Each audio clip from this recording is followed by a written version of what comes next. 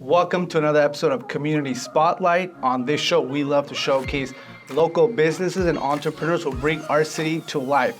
I have the honor to introduce you to Mr. Jeff Prang, who's the assessor of LA County. Mr. Prang, welcome to our show. Thank you very much. It's great to be here. Thank you. So you're also the mayor of West Hollywood, if I'm not mistaken, correct? I was prior to serving as assessor, I served for 18 years on the West Hollywood City Council, including 4 terms as mayor. Wow, that's fantastic. Why don't you give our viewers a little background about who you are? Sure. Let me tell you a little bit about the assessor's office and what my job is. So as assessor of LA County, I manage the largest assessment agency in the United States. We're responsible for determining the value for 2.5 million real estate parcels and business property assessments every year. We have 1,400 employees, a budget of about $200 billion.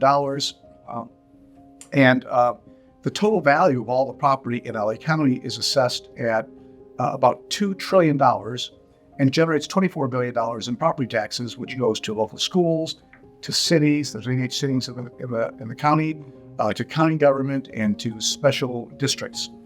One of the things I like to emphasize anytime I talk to the public is that is what I don't do. Okay. I don't collect property taxes. Everybody thinks I do. I deal with that every day. But the guy who collects property taxes, he's got a very intuitive title. He's called the tax collector. Just so your audience knows, there's no such thing as a tax assessor. There's an assessor and a tax collector.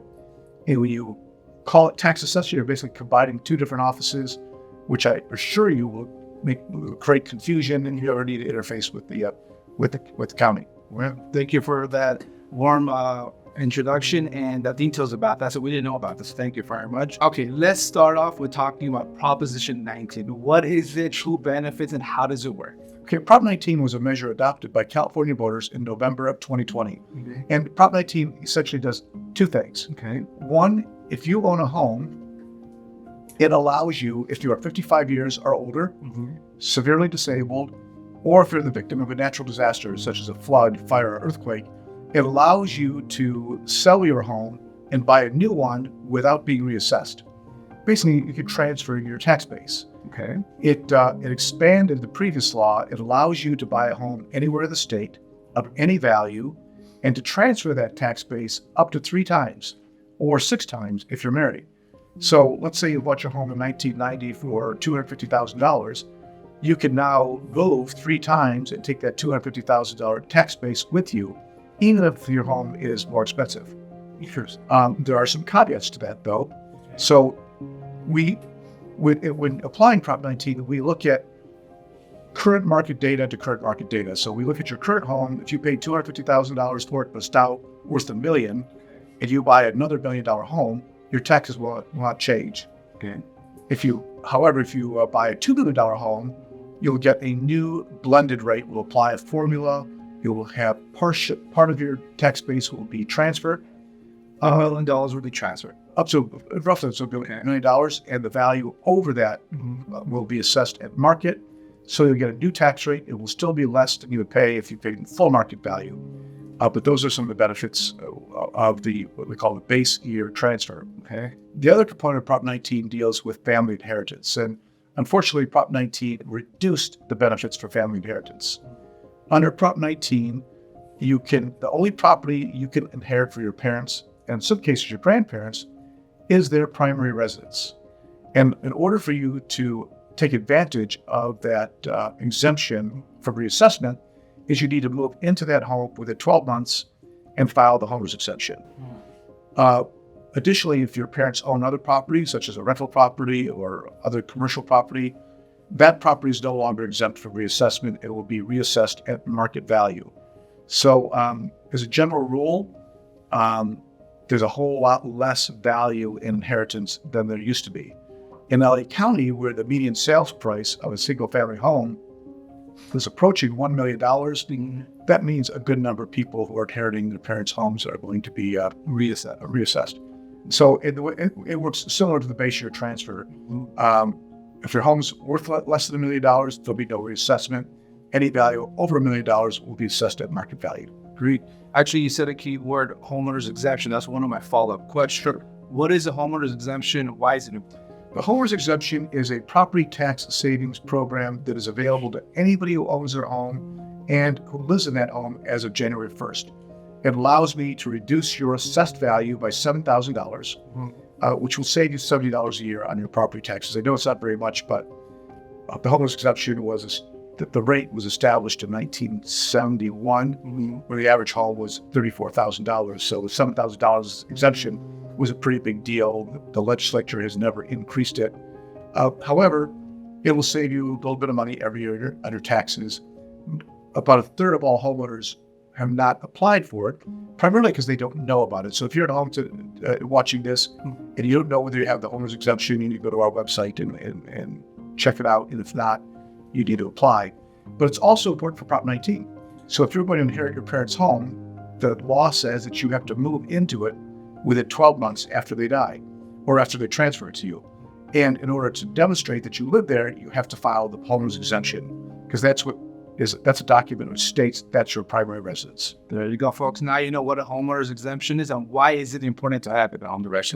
Fantastic. Well, let's talk about reassessment. How do you guys determine when a property gets reassessed? So this confuses a lot of people. We do not come into your neighborhood and look at your property to see if it's gone up in value and reassess it. Okay. Proposition 13 tells us how property is assessed.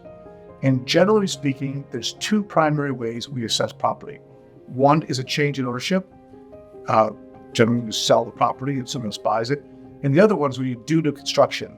And an easy way to think of new construction is when you're adding something that was not there before. So let me go into a little bit more detail about both of these. So one place where people get in a lot of trouble with this change in ownership, a change in ownership is any time the ownership changes, and that could be something as simple as adding or deleting a name from the deed. So here's an example of the parents die and their two children inherit the property. And because it's a parent-to-child transfer, under Prop 19, they're exempt from reassessment. Right. But let's say 2 years later, one of the brothers says, I don't want to be an owner of that home anymore, so why don't you buy me out and take my name off the deed? Correct. So they do that, and then a couple of months later, the brother who still has the property gets a supplemental tax bill. And he said, "What? Why did this happen?" It was just, that's my brother. Well, under the law, brothers are not exempt from reassessment. There was a change in ownership. It was two people owning it, now it's one. This happens a lot with refinancing. You refinance your home and you add somebody's name or delete somebody's name, that will trigger a reassessment. LLCs too, right? Because LLCs and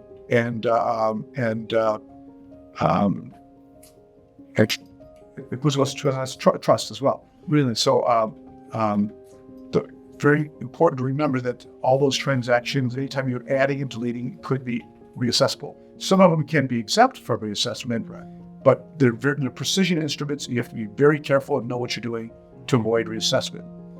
Now, when it comes to new construction, new construction could be anything such as adding a second floor, building an ADU, installing a pool, or even enclosing outdoor porch. Mm-hmm. We do not reassess your entire property.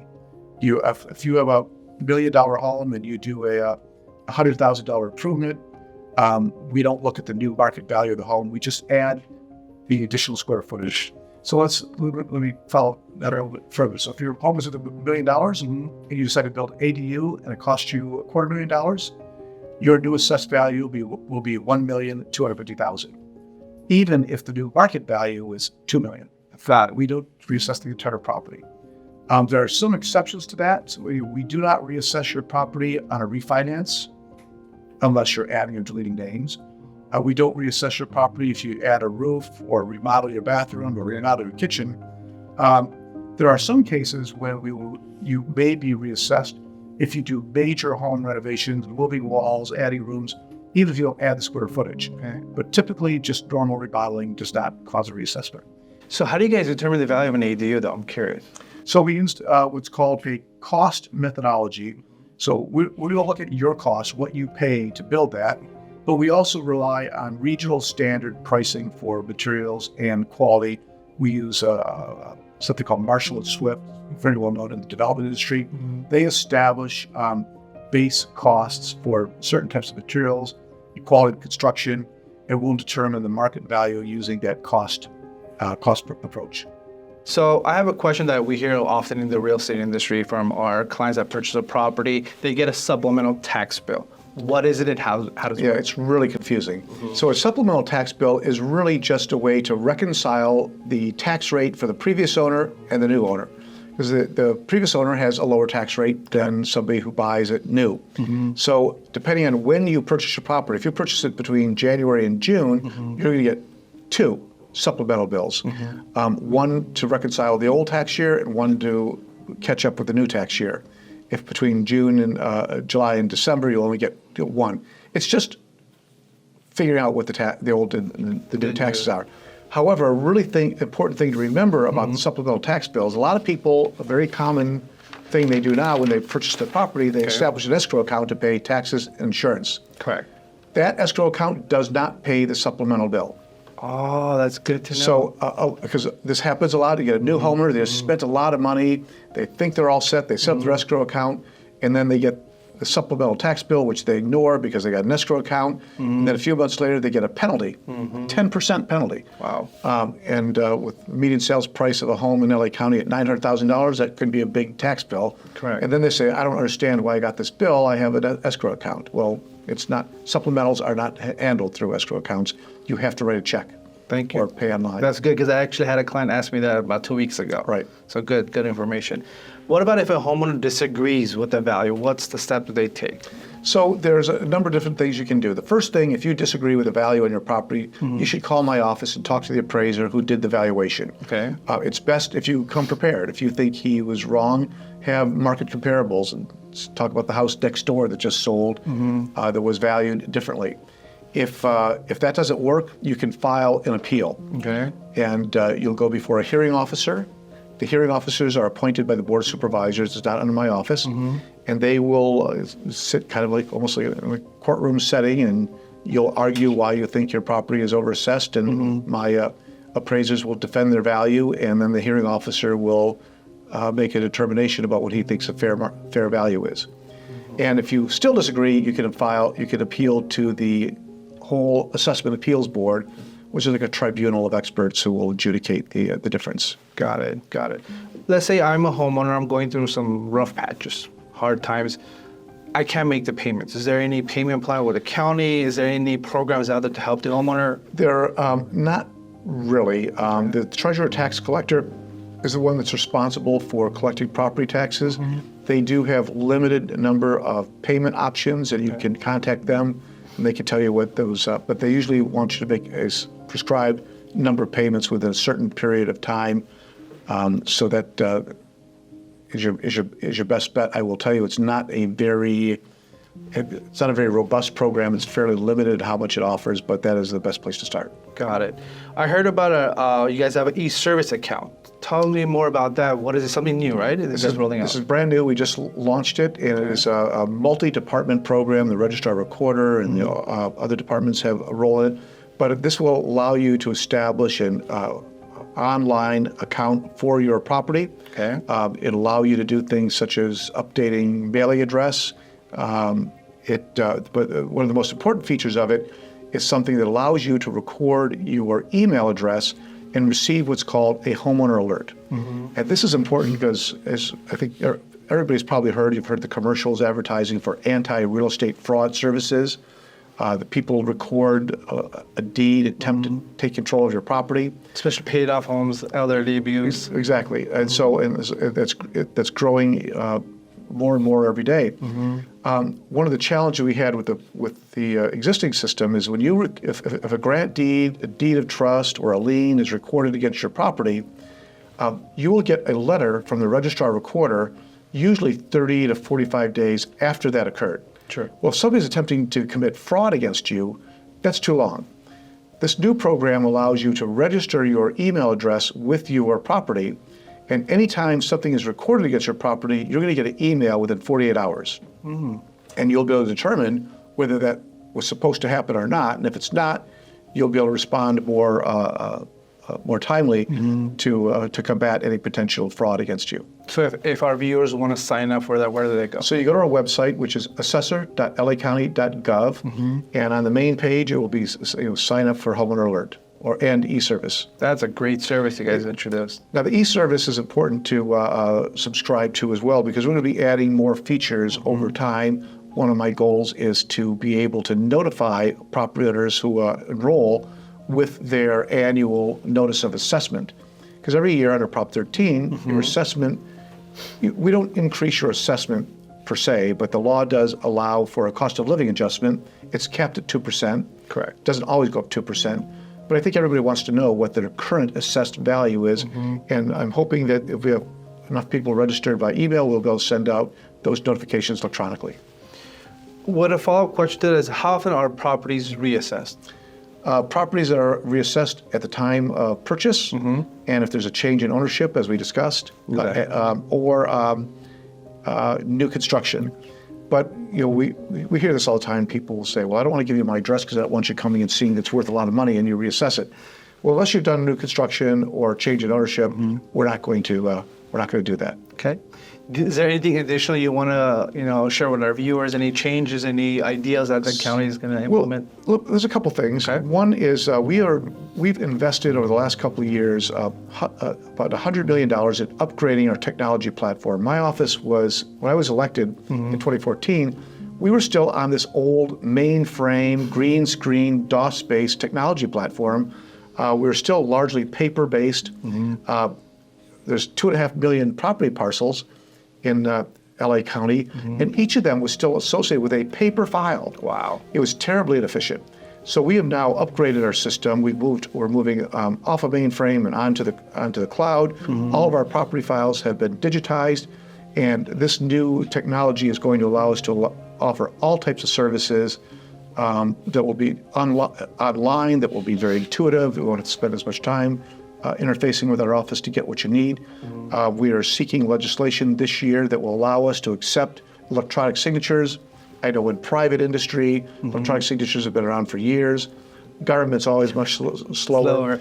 And unfortunately, I can't do that on my own. I need legislation to allow me to do that, but we think that's going to happen this year. Other things that are happening, one of the things I've been advocating for is the homeowners exemption. We talked about that already. It's very, very low. I'm hoping that the legislature will increase that and give a little bit more of a break to homeowners. But the one thing I also wanted to recommend to your listeners, not only